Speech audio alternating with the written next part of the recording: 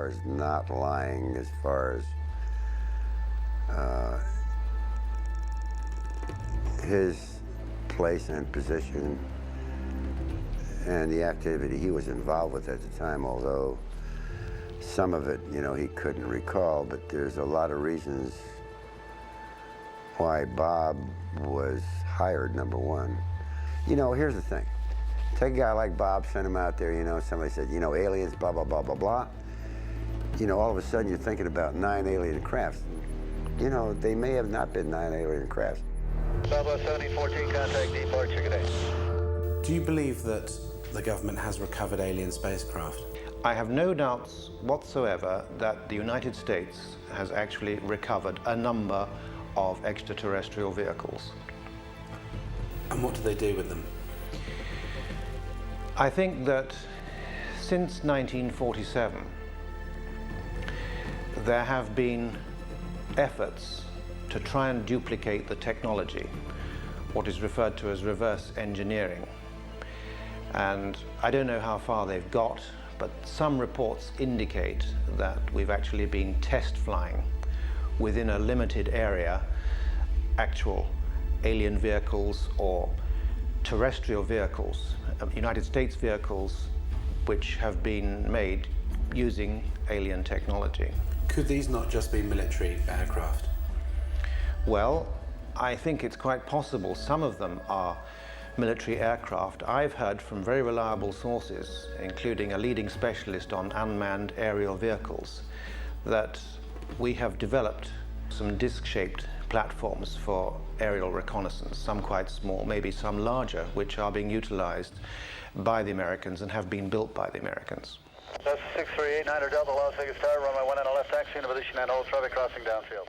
Thank you, sir, 89 Delta. Was it a hard secret to keep?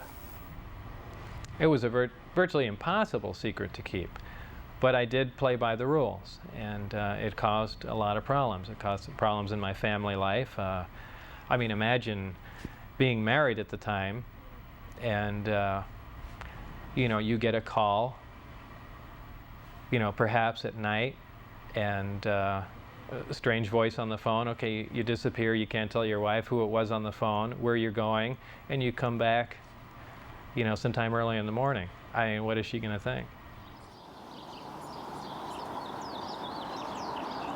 Unaware of where he was going every day and being absent from home for long periods, Bob's relationship with his wife had deteriorated badly. This was seen as a potential security risk out at the base. My wife was having an affair with someone else, so they viewed that as a potential emotional instability, and they no longer wanted me coming out until things were cleared up, either for it, you know, it to break up or heal or whatever, but they, that's what to put the brakes on everything there. And did they then stop calling you? Did you get very frustrated about that? Yeah, then I began to wonder, boy, now they've given me all this information and everything's come to a dead stop, what's going on? And that's when I began to be concerned, and then that's when I said, you know, now it's becoming important that some other people know what was going on.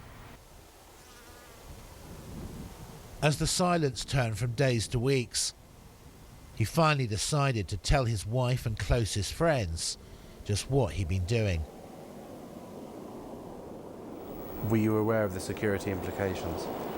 I was quite aware of what could happen, but I was also aware that these guys would go to any extent to keep their secret, and certainly not have someone that was on the inside running around. And I didn't think it was beyond them at all to make me disappear, whether I mean, who knows? I know it sounds more like a movie, but I didn't think it was beyond their capability to kill me, just to stop the word from getting out. Bob knew the test flight schedule for the discs and took his wife, his best friend Jean Huff, and another friend John Lear out to the desert near the base on a Wednesday night in March 1989.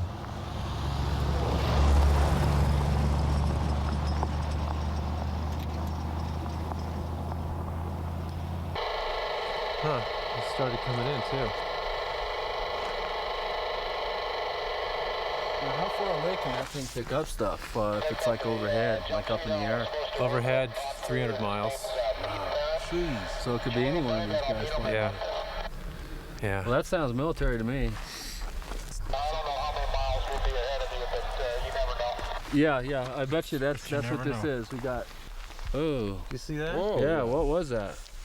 Did you see that light just come on over there? That just I was looking right at it. Yeah. Here, let me check it out. Oh, that was a shooting star. Right above it was a meteor too. No, there's a steady light. No, it's a steady light that just came without on. any kind of. No, this one right over the range here. It wasn't there, and then I was looking right there, and it blinked on. That's very bright. That's brighter than a star. Yeah.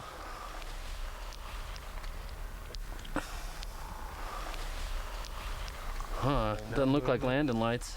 We got the light clear now, sir. We figured out what the problem is, and whatever that heading is, we're ready for it. Huh? Interesting. Okay, just change course. Oh. White light? Yeah. Yeah, he's coming at us. What did you see when you were out there? Shortly after the flight time that I had recorded,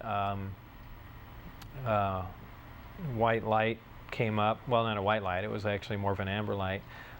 Came up off the ground and hovered, and then began doing radical step maneuvers and darting from one side of the sky to the other, doing some impossible flight characteristics. Do you think what you saw over the desert that night was an alien spacecraft? Could I identify it as an ET craft without Bob's help? No, it would have been and like I said, an elliptically shaped saucer doing, just doing moves that we're not capable of, but I could not say that, no, this wasn't some advanced Earth technology. We got the light clear now, sir. We figured out what the problem is, and whatever that heading is, we're ready for it. That would be a UFO. It's not blinking, it's not conforming to any sort of FAA lighting regulations, and there you're looking at it.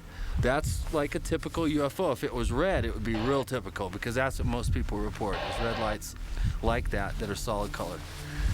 I don't think that's landing lights, because it's curved already and we're still looking at it.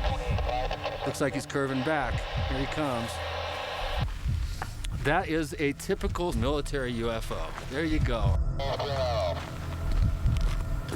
Head out there, sir. I heard you say our call sign and nothing after that. Miles will be ahead of you, but you never know. This small group went back to see 2 more Wednesday night flight tests, but on the 3rd trip, they were spotted, caught, and arrested. Bob was taken to Indian Springs Air Force Base and interrogated. That interrogation was about as intense as you can possibly get, right stopping short of shooting me in the head. What were they saying to you? Everything up to and including that, we can absolutely kill you right now and there'd be no one looking for you at all. And I mean, everything. They threatened my wife. They threatened to kill my wife. They said they'd stop at nothing. They said they thought they made that very clear. They couldn't believe that I had taken anyone out there to show them that, much less left with information like the flight test data, and wanted to know what else I had said, who else I had told specifically. They were crazy. They really were. They were completely out of control.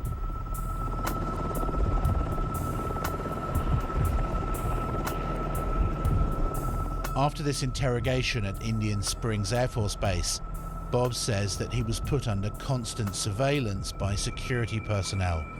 His phones were tapped, his movements were monitored, and he often found his car followed by military helicopters. Worried about what might happen to him and angry about how he was being treated, he decided to hit back and approached a local TV station about an interview. I thought if I did an interview in silhouette, it would be kind of pushing back a bit, or say, you guys stop, and not saying too much, but just saying enough just to let them know that I am pushing back a bit and then lay off, or it's going to get worse. It was really the only thing I could do. Did you get any calls from the military or from former workers to say, what the hell are you doing? Right after the interview aired, Dennis Mariani, who was my supervisor, called, and all he said was, do you have any idea what we're going to do to you now? And that was the end of the phone call. That was the second to last communication I had with him, and then I decided, well, that's it. And really just said everything that I had seen and done, and just wanted to divorce the entire situation.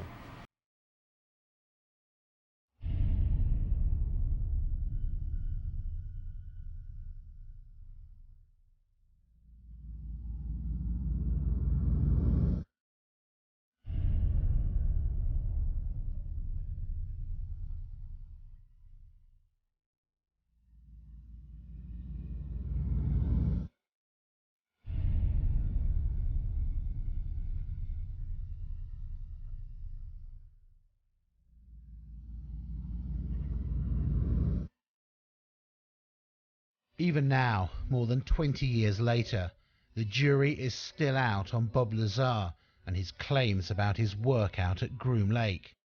It's a fascinating story which he's stuck to for more than 2 decades. And although many dismiss it as pure fantasy, the fact is that some of his credentials did check out. In addition, his former employers and even the tax authorities were caught covering up and refusing to release information on him. Why would they do that, unless there was something to hide? One thing is for certain: if he is telling the truth, then we're all in for some shocking revelations in the decades to come. Is the government ever going to say, we've been lying to you for 40 or 50 years? Not a chance. I believe they'd stage an event that is much more like what they do. They'll take a big cargo plane or C-130 or something, take one of the old discs that they've analyzed time and time again and finished with, go up to a high altitude and push it out the back and then go fly away and say, oh look, the first disc has crashed. Here's a flying saucer. I mean, I can almost guarantee that's the route they'd take. There's nothing on the radars on the other... Certainly there are a lot of questions about Bob's background that have not been satisfactorily answered. But there's too much that Bob knows, I think, that couldn't be explained any other way. He knows about the layout of the base. He knew about people who were involved in security checks. He knew when and where the test flights were going to take place because he took people out there 3 weeks in a row and they videotaped the tests. How did he know this stuff if he, in fact, did not have some kind of inside knowledge? Do you think he'd make a good conduit of information? I mean, essentially a patsy. Yes, I do. I think it's quite likely that Lazar was set up, perhaps knowing that he would give out this information. It's likely to be a very long time before we discover what is actually being done out at Groom Lake now. They seem to wait anything from 15 to 20 years or more after something has been retired before they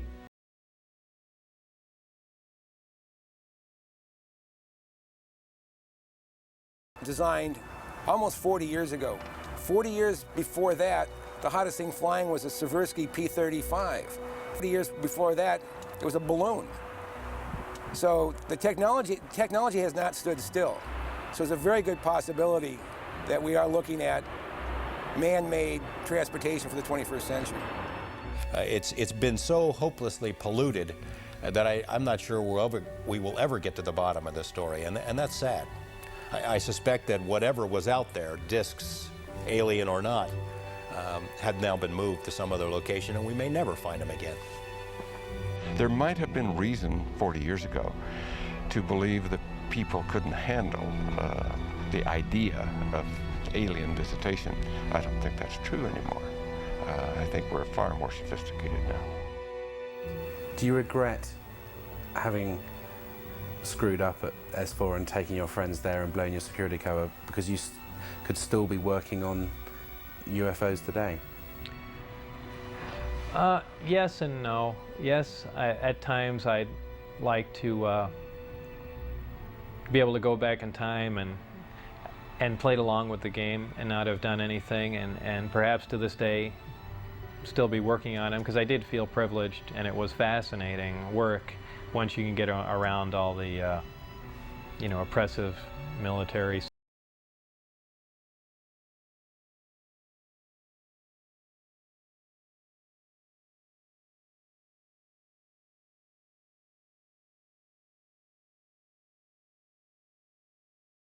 thought UFOs were pretty much a figment of someone's imagination. I didn't believe in them. I wasn't interested in them. Of course, I'm not even interested in them now. But I certainly do believe in them now.